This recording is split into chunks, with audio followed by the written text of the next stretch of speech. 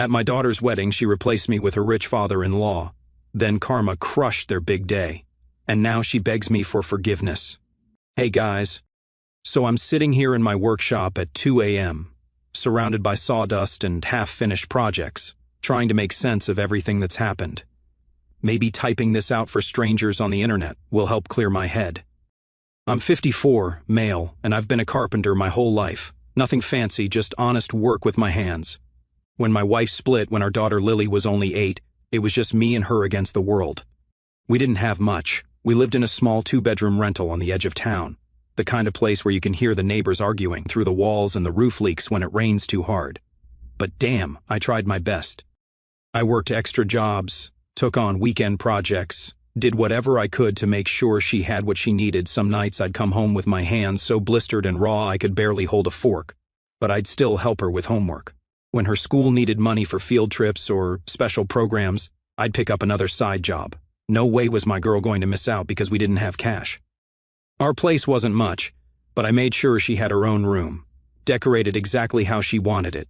Pink walls at first, then those boy band posters, then finally that weird dark phase with all the string lights. I built her bookshelves, a desk for studying, even a custom bed frame when she said she wanted something unique. We didn't have fancy vacations or designer clothes, but I made sure she never went hungry, always had school supplies, and knew she was loved.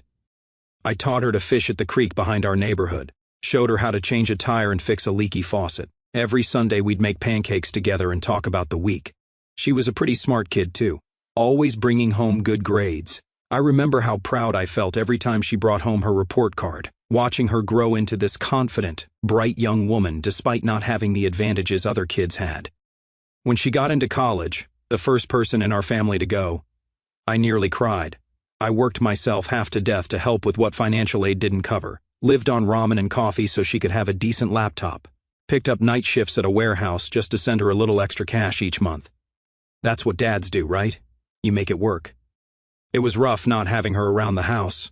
Our place felt too quiet, like something important was missing. I'd find myself walking past her room, looking at all the little marks on the doorframe where I'd measured her height growing up. But man, seeing her thrive in school made it all worth it.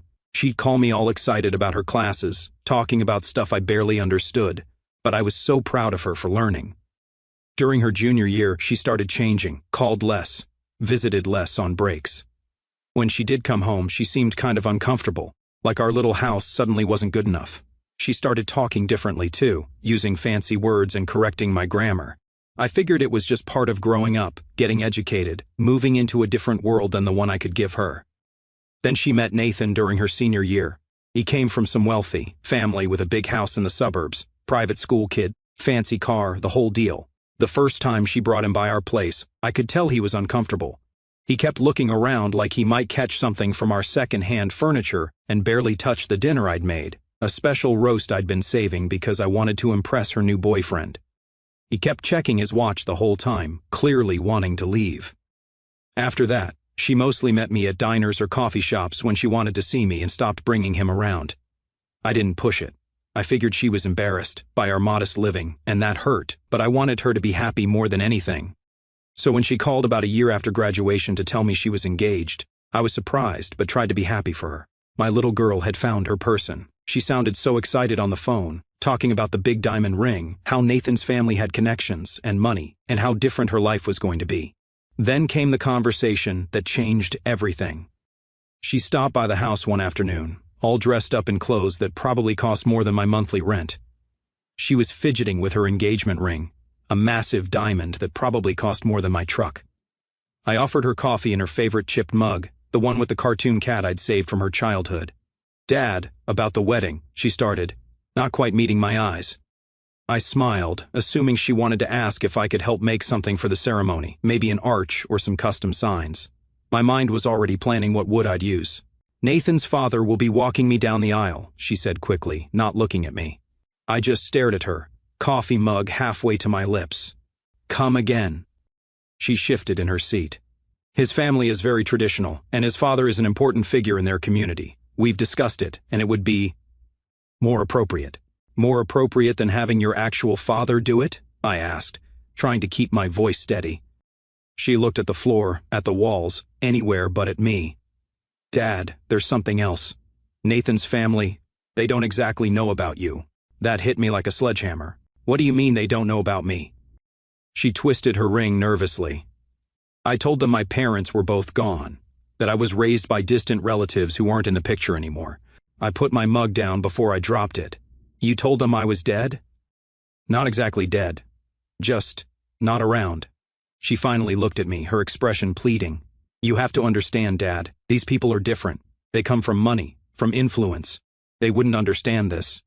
She gestured vaguely around my living room with its second-hand furniture and the coffee table I'd built from reclaimed wood.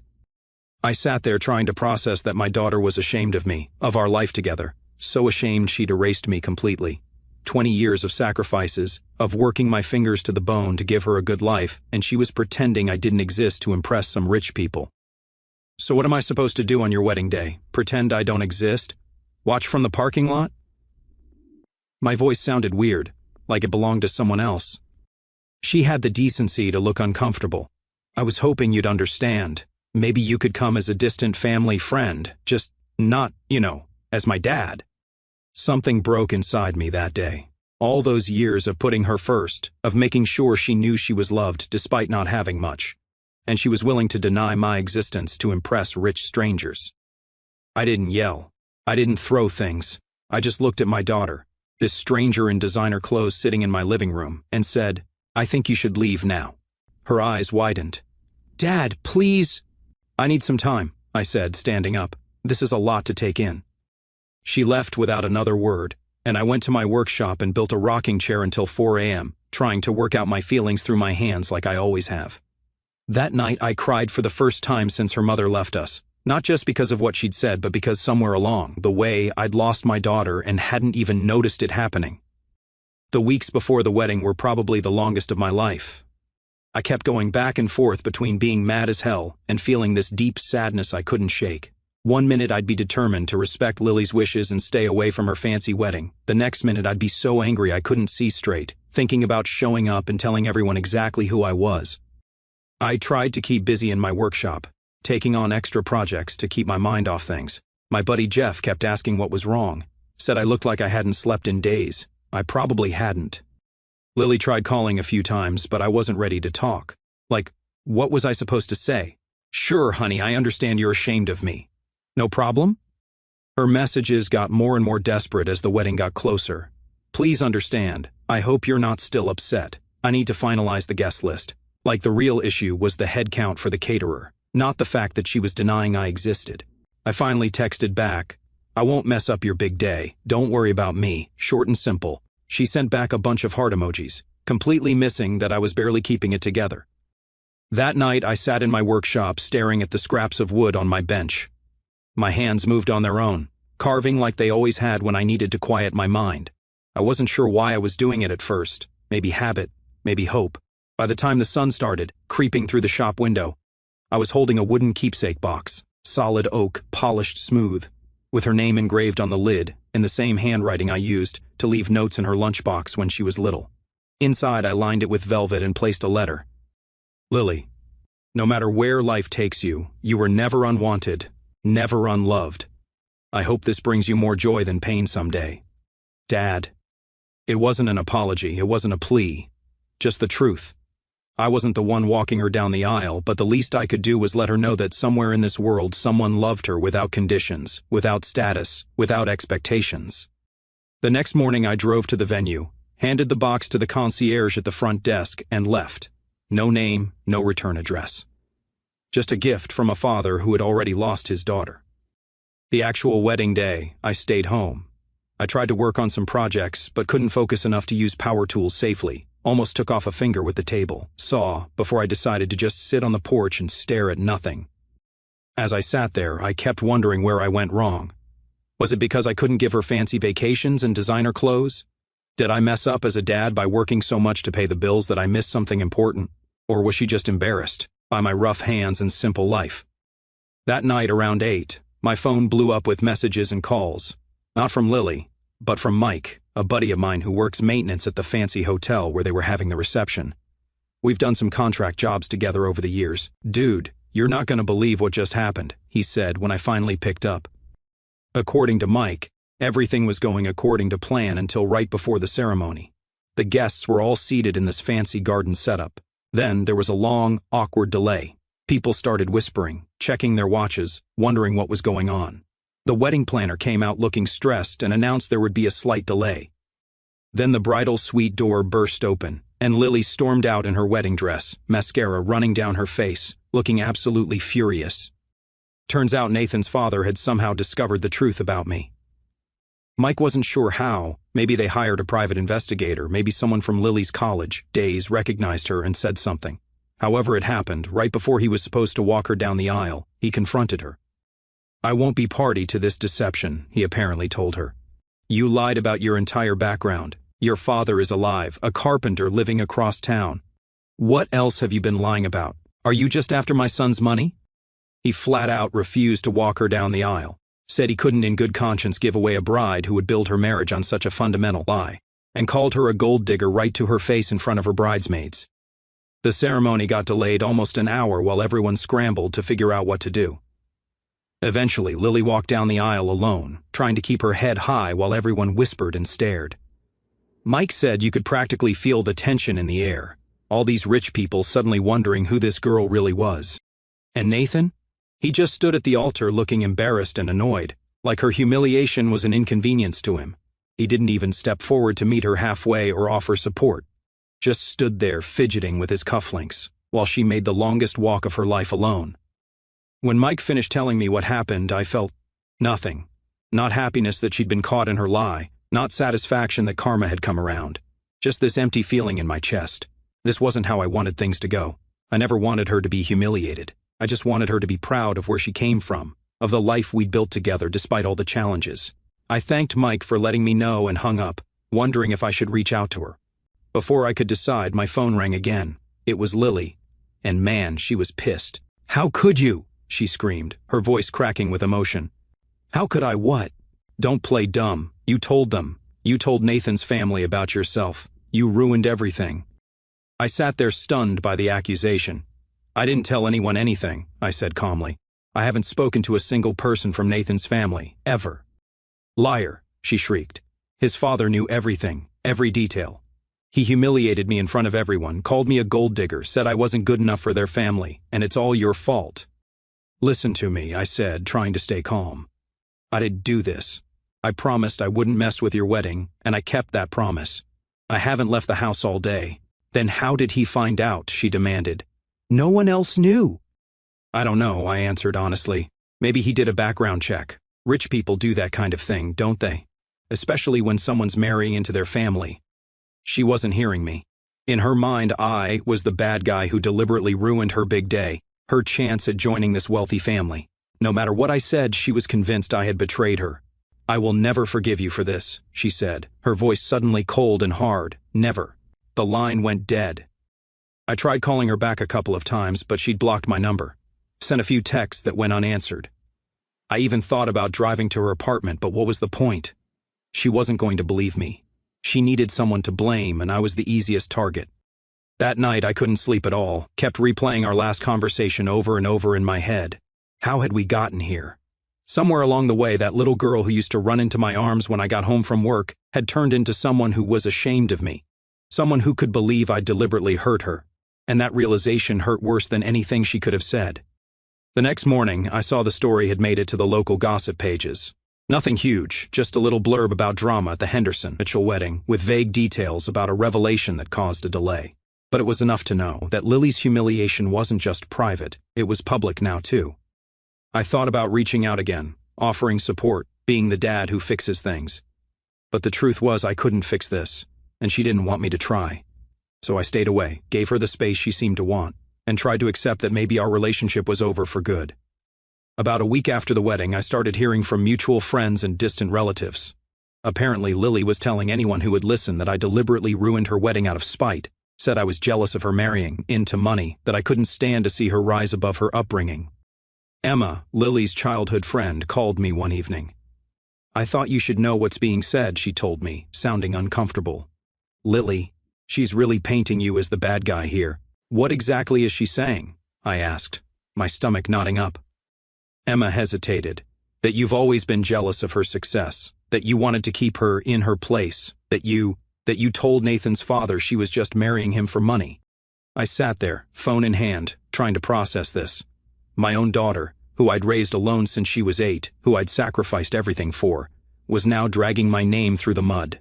There's more, Emma added reluctantly. She's reconnected with her mom. That hit me like a physical blow. Sandra, my ex, had walked out on us when Lily was little, barely sent birthday cards, never paid child support, essentially abandoned our daughter to chase some guy to California. Now suddenly she was back in the picture? How long has this been going on? A few months, I think, before the wedding. She didn't tell you? No, she sure hadn't. Another secret, another lie. I tried calling Lily a few times after that, but she'd blocked my number, sent a few emails that went unanswered. Finally, I drove to her apartment, thinking maybe a face-to-face conversation could clear things up. Big mistake. She opened the door just enough to glare at me. What are you doing here? We need to talk, Lily. These rumors you're spreading. They're not rumors. She cut me off. You ruined everything. You couldn't stand to see me happy, could you? Couldn't stand to see me become something more than a carpenter's daughter. That's not true. I never contacted Nathan's family. I would never... Save it. Her voice was ice cold. Mom was right about you all along. That stopped me in my tracks. Your mother, the woman who walked out on us, that's who you're trusting now? A tall, thin woman appeared behind Lily. It took me a second to recognize Sandra. 20 years had changed her, but not for the better. She had that hard look of someone who's lived rough. Jim, she said with a fake smile, still playing the martyr. I ignored her, focusing on my daughter. Lily, please. Whatever your mother's been telling you. She's been telling me the truth, Lily interrupted. How you drove her away, how you always tried to control everything, how you couldn't stand for either of us to have our own lives. I stared at her, genuinely speechless. Sandra had abandoned us, left me to raise our daughter alone while she chased boyfriends across the country. Now she'd somehow rewritten history, and Lily was buying it completely. That's not what happened, I finally managed to say. You know that's not what happened. I was a child, Lily replied. I only knew what you told me. I only saw what you wanted me to see. I looked from her to Sandra and back again, realizing this was pointless. Whatever narrative they'd constructed together, they were committed to it. I'm sorry you feel that way, I said quietly. When you're ready to talk about what really happened, I'll be here. As I turned to leave, Sandra called after me. Actually, Jim, we do need to discuss something. The settlement. I turned back. What settlement? Sandra smiled, that same calculating smile I remembered from the divorce. For the emotional distress you caused Lily by ruining her wedding. For the reputational damage. We've been talking to a lawyer. I couldn't believe what I was hearing. You're suing me? Your own father? Lily stood her ground. You did this, Dad. You cost me my marriage, my future, my relationship with Nathan's family. There have to be consequences. I just shook my head and walked away. There was nothing left to say. The legal threat came through official channels almost 3 days later. A demand letter from some fancy downtown law firm claiming I'd engaged in intentional infliction of emotional distress and defamation of character, resulting in the loss of financial security and social standing. They were asking for $75,000 in damages. I took the letter to my own lawyer, a friend since high school. He read it and let out a low whistle. This is garbage, he said bluntly, but garbage that could still cost you a lot to fight. What should I do? He sighed. Honestly, send a firm response denying everything. Make it clear you'll fight it all the way and hope they back down. My guess is this is Sandra's idea, not Lily. She always did see you as a meal ticket.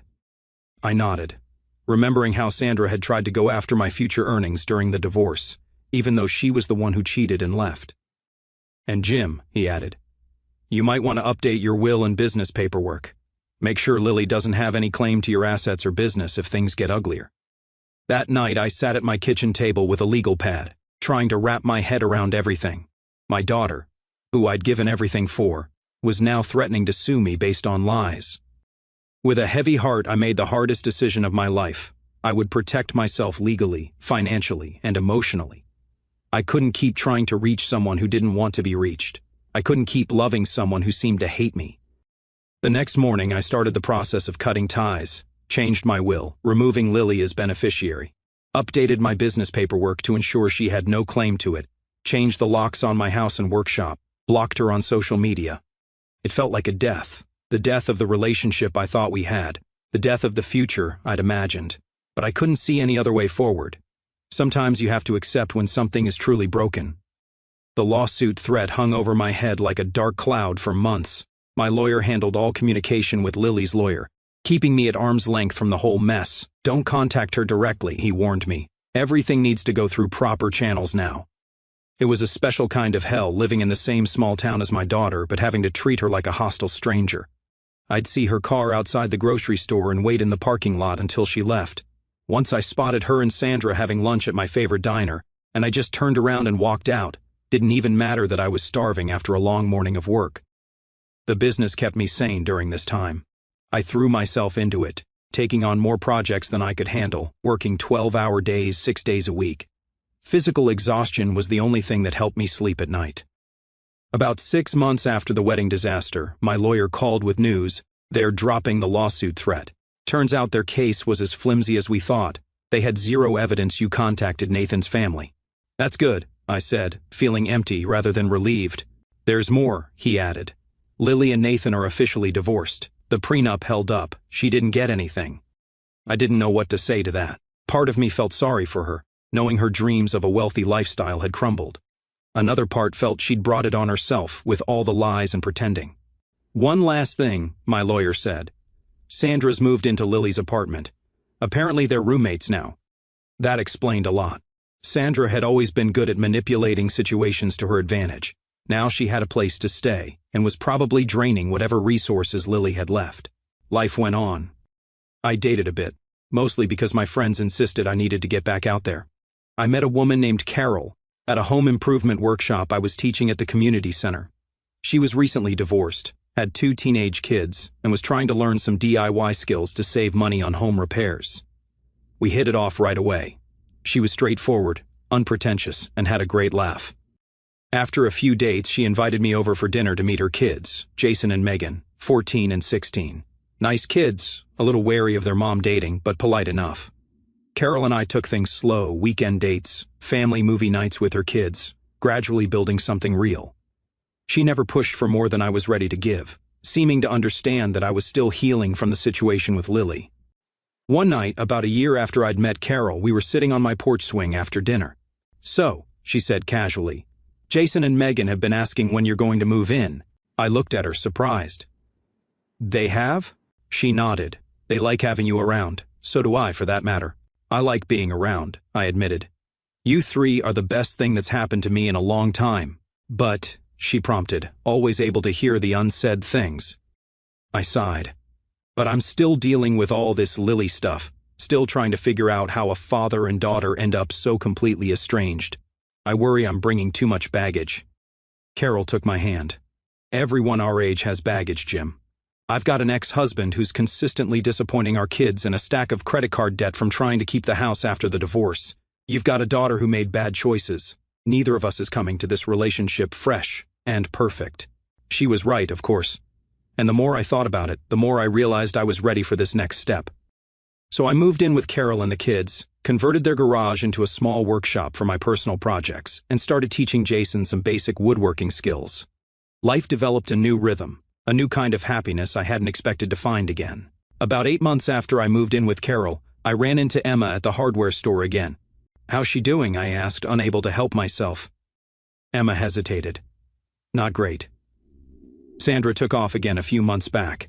Apparently she ran up a bunch of credit card debt in Lily's name, then disappeared. That sounded like Sandra. Where's Lily working now? Some receptionist job at a dentist's office. Barely covers her rent. Emma looked uncomfortable.